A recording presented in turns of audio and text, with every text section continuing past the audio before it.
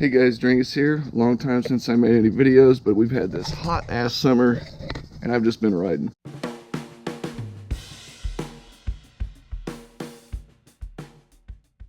Alright, so I thought I'd give a few thoughts about the job I did on the raising the bike up. I've been riding it for almost 1,000 miles with it lifted. So I thought I'd kind of give you guys what I think about it. You know, I've had enough time on it. I think I feel comfortable doing that. Obviously, that's a sick Hyundai Sonata, you know, gangsta. In the last video, I showed these complex plans for the front raising of the suspension. And the rear was I was going to do a link. Well, I did do the link. And there's the link right there. Real easy to put on. You just kind of got to manhandle the bike a little bit, because when you pull the old links off, the bike's going to just drop. And so you're going to have someone either help you, or you're going to have to get under there. And what I did was I just janked around with the rear, the swing arm there. All right, so we're going to do a bit of experimenting. I've got here the raising linkages. Over here. They are ever so slightly shorter than the stock ones, about 1 hole's worth of thickness, and we're going to see how much that raises the back. And to do so, we're just going to chance that I don't bring my whole house down. This will keep the rear up for me while I pull this off, so we'll see how it looks. In this case, this just uses a 11/16 socket, but once you pull some of the weight off of the tail here, these come off really easy. If you try to take these off with the full weight on the bike, it's really hard, and a lot of it's because this is under compression. So, and now just to give you a basic idea is that if you shorten this distance here, then the rear wheel is going to come in slightly and give the bike that little bit of lift. This will actually change some of the steering characteristics. We'll see how bad it is. If it's bad, all you got to do is basically go back. So, anyways, this is that linkage. As you can see, it comes off pretty easy. The next step is to do the same on the other side, and then the internals of this just come out, basically. To get these off, I didn't film it, but it's real simple. You pull off one side, and then basically you need someone to probably help you pick up on the rear tire. Picking up here on the rear tire will allow you to get that distance right in here. So this is really a two-person job, and this worked really well. This strap, it's completely, the whole rear of the bike is held up by some beams. So if you don't have like a hoist, you know, you can get creative. I recommend keeping the weight off the rear though, and I recommend having someone to pick up while someone else slides it through. Next, I'm going to lower it, and we'll take a look at if it did indeed give us any added clearance here.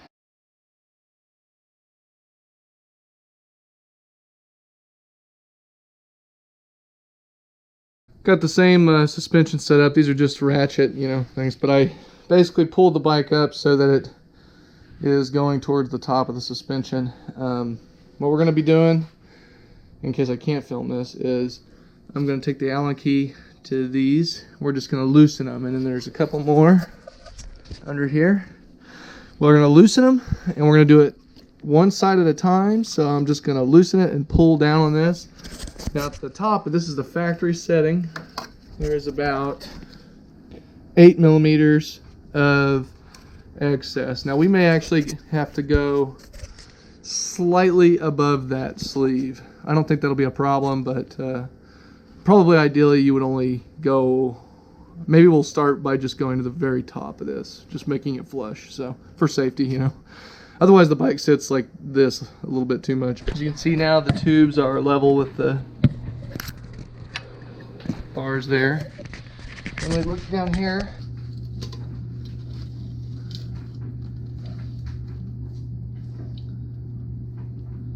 seven 3/4, almost 8 inches at the rear, and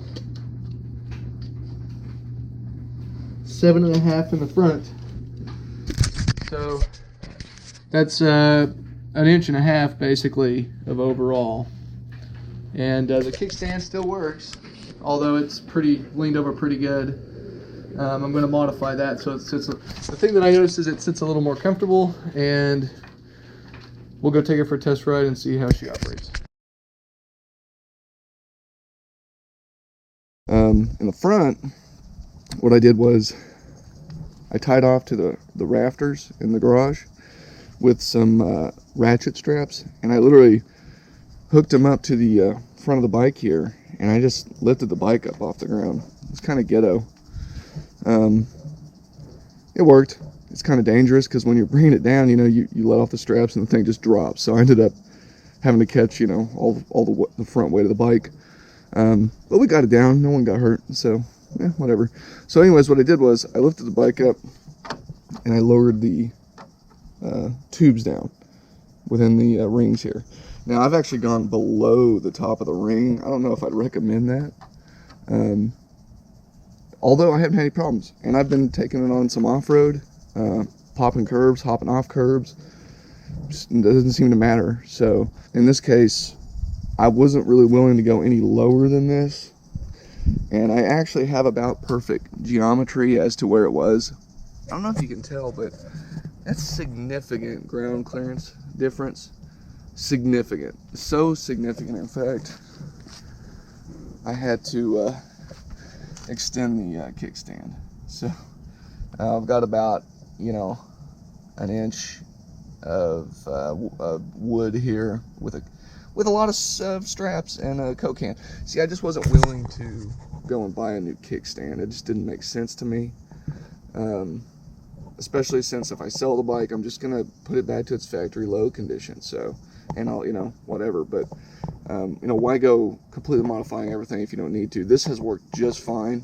The Coke can keeps it from wearing away the straps and the wood.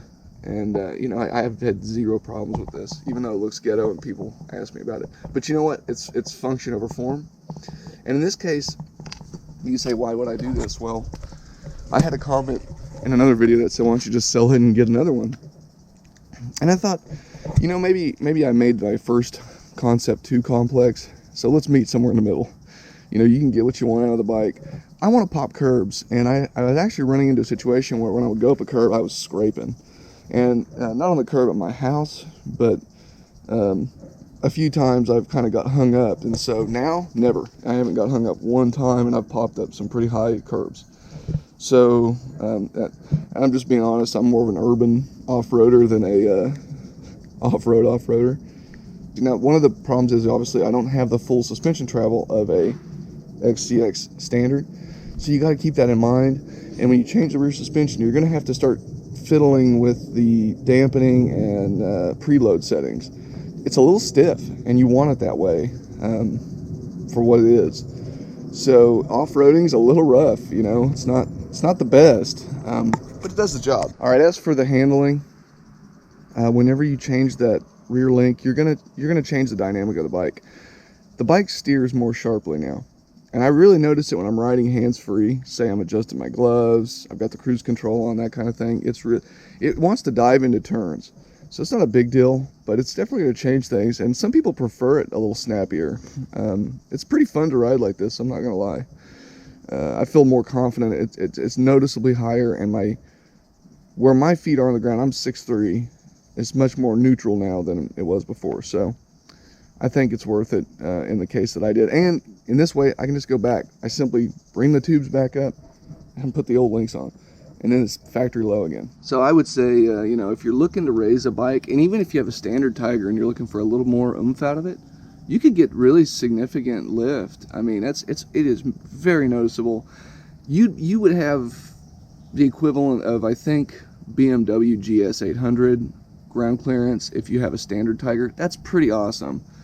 The only thing I would say about it, again, is it's going to stiffen up your suspension, and that may not be what you want for off-roading. So you're going to have to weigh that. Is ground clearance the issue, or is it a suspension issue? Even with the low setting, I never ran into any off-road issues. It was only popping curbs, actually, that I do that way too much, to be honest. So hope that helps anyways, and well, I'll catch you next time.